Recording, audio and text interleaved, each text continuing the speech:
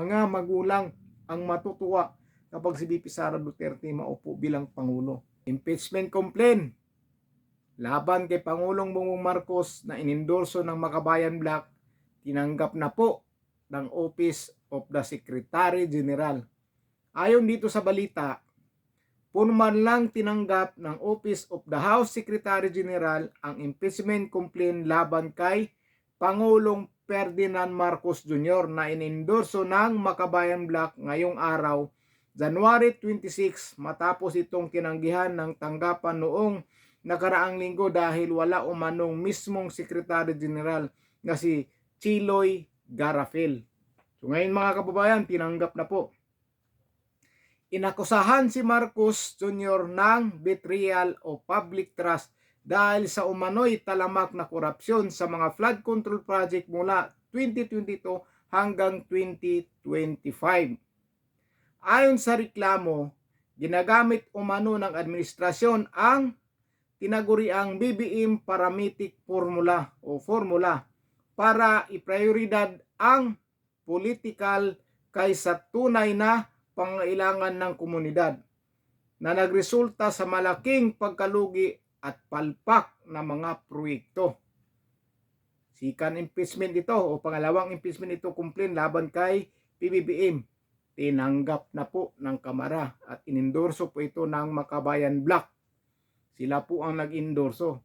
Siyempre sila lang din yan ang magpapa-impeach kay PBBM dyan. Pero yung kaila Attorney Topacio, hindi po natin alam kung matatanggap na yan pag ihain nila ulit. Mukhang magandang laban na po ito mga kababayan. Matira ang matibay dito. Kung sino ang matibay dito, si VP Sara Duterte ba o si PBBM? Ito po natin nakikita. Nahati na po yung sumusuporta kay PBBM. Ito Makabayan Black, ayaw nila dati na mawala si PBBM dahil maupo si VP Sara Duterte kapag maalis si BBM. Ngayon, nagsampa sila ng impeachment. Bakit kaya? Ano ang dahilan? Bakit gusto na nila ngayon na maalis si BBM? Dahil yan, magsasampa rin sila ng impeachment laban kay VP Sara Duterte sa February. Dahil matatapos na po yung 1-year ban kay VP Sara Duterte sa impeachment na inahain nung nakaraan. Mag-impeach sila o pina-impeach sila si BBM ngayon, sa February, pa-impeach nila si VP Sara Duterte. Kasi ang gusto po nila yan, sila ang mamuno sa pamahalaan. Sila. Yan ang mga gusto nila. Hindi yan sila talaga lumaban sa mga ganyan para sa taong bayan, kundi gusto nila sila po ang maupo sa pwesto. Matibay ito kung sinong matibay, VP Sara Duterte ba o si BBM. Pero si VP Sara Duterte, matibay po talaga yan. Kahit nag-iisa yan. Kahit nag-iisa. At isang babae. Saan kayo makakita babae ganito? Pinagtutulungan, sinisiraan, pero andyan nakatayo. Hindi mo makikita sa mukha ni VP Sara Duterte na siya ay apektado, malungkot, wala. Talagang ganyan ang tunay na isang leader. Matatag, matibay, tumatayo, humaharap sa laban. Walang atrasan. 'Di ba? Tuloy-tuloy lang ang trabaho ni VP Sara Duterte kahit sino-sinong naninira sa kanya diyan sa social media. Pero siya hindi nagpapapikto. Tumatawa nga lang, nagjo-joke lang. Yan ang tunay na leader. Yan ang tunay na maasahan na bilang leader ng bansa. Kaya kung sinong matatag, BBM ba o si VP Sara Duterte, VP Sara Duterte po ang matatag dyan. Yung Makabayan Black, ayaw kay Duterte yan. Ayaw kay Marcos yan. Sila yung dating sumisigaw na never, never, never again. Di ba? Tapos si Trillanes, gusto pagsanibin ang Pinklawan at ang BBM administrasyon.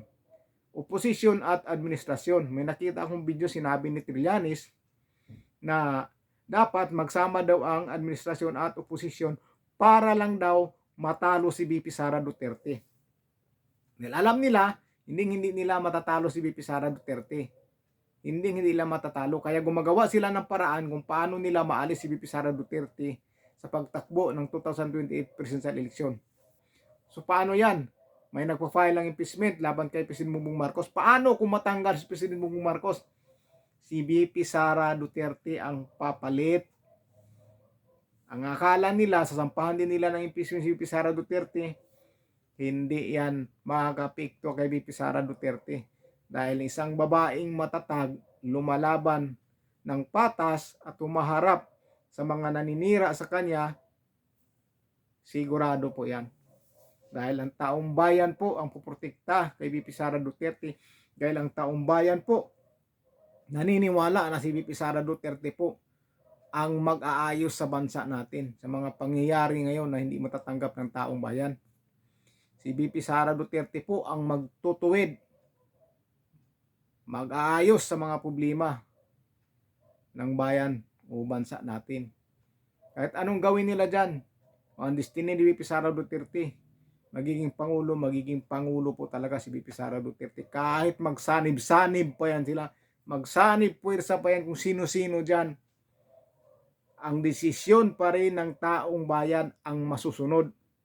Kahit sinong Poncio Pilato dyan magsanib puwersa mo yan, sinong kadiliman ang magpagsanib puwersa dyan, hindi nila matatalo si VP Sara Duterte dahil mahal na mahal ng taong bayan si VP Sara Duterte. Lagi nilang paninira kay VP Sara Duterte, mas lalong minahal ng taong bayan si VP Sara Duterte.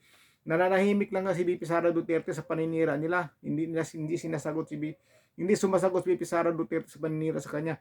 Pero ang taong bayan ang nagtatanggol kay VP Sara Duterte. Dahil alam po nila na walang kasalanan ang Vice Presidente. Nagtatrabaho ng maayos. Ginagawa ng mga kalaban, sisiraan si VP sa mga tao para ang mga tao babaliktad. Pero hindi po, matalino na po ang taong bayan ngayon. Hindi na po mauuto at hindi na po maniniwala sa mga kasinungalingang gawa-gawa. Mga gawa-gawa kasinungalingan para masiraan lang si VP Sara Duterte.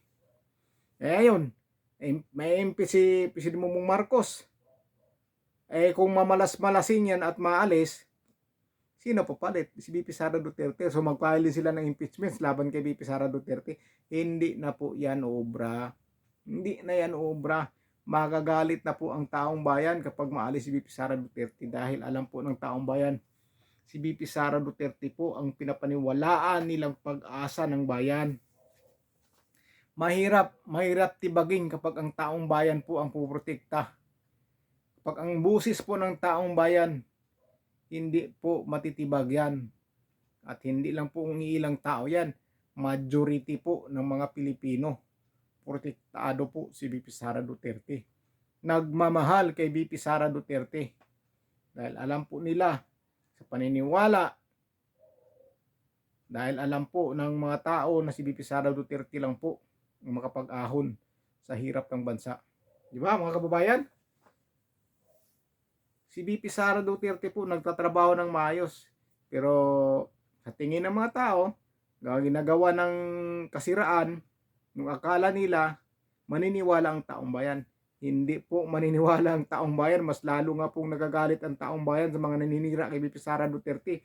Makikita mo sa mga post nila, sa paninira nila, pinagtatawanan lang yan ng taong bayan. Pinagtatawanan dahil ang taong bayan hindi po talaga naniniwala dyan sa paninira lang kay VP Sara Duterte. Kung maalis si Bongbong o PBBM, si VP Sara Duterte po ang papalit. Diyan na po siguro mag-celebrate ang taong bayan kapag naging Pangulo si VP Sara Duterte. Maraming matutuwang magulang. Sigurado yan. Maraming matutuwang mga magulang, lalo-lalo na mga nanay, kapag si VP Sara Duterte magiging Pangulo ng bansa. Kasi kapag si VP Sara Duterte ang magiging Pangulo, maging maganda na naman ang pamamalakad. Siguradong magsaya po talaga ang mga magulang o mga nanay. Lalong-lalo na po talaga mga nanay kapag si VP Sara Duterte maging Pangulo. Dahil kung ano mang kaba naramdaman nila ngayon sa mga anak nila na hindi pa nakakauwi kahit gabi na, siyempre kakabahan ka sa panahon ngayon. Pero pag si VP Sara Duterte maupo bilang Pangulo, sigurado yung kaba na yan ay maalis yan o mabawasan man lang ng mga 90%. Makabahan ka man kaunti lang. Hindi kagaya ngayon na Pag mga oras alas 10, alas 9, basta gabi na, matatakot ka na kapag wala pa yung anak mo sa bahay o asawa mo na nagtatrabaho. Kaya kapag si VP Sara Duterte maging Pangulo, sigurado makahinga ng maluwag ang mga magulang at yung mga nagtatrabaho sa gabi, umuwi ng gabi, pumapasok ng gabi, makakahinga ng maluwag. Sigurado maraming magsasaya, maraming matutuwa kapag si VP Sara Duterte ang maupo bilang Pangulo. Sigurado yan. Unang-una talaga dyan, mga magulang. Mga magulang ang matutuwa kapag si VP Sara Duterte maupo bilang Pangulo. Kayo mga kababayan, kapag si VP Sara Duterte ang maupo bilang Pangulo, matutuwa ba kayo o hindi? Kung ako ang tanungin nyo, sobrang tuwa ko. Matutuwa po talaga ako dahil may anak ako nag-aaral na minsan gabi umuwi. So yun po ang dahilan kung bakit gusto ko si VP Sara Duterte ang mamuno kagaya kay Pangulong Rodrigo Roa Duterte. Dahil sa peace, di ba? Maging peaceful ang daan, maglalakad ka, walang gagalaw sa iyo. Kaya komportable tayo mga magulang na kahit nasa labas yung mga anak natin, hindi tayo masyado kabado. Mga panahonan ni Pangulong Rodrigo Duterte. Pero ngayon, tanungin ko kayo, ano ang naramdaman nyo pag gabing-gabi na hindi pa makauwi yung mga anak nyo? Comment nyo po sa baba kung ano po ang komento nyo.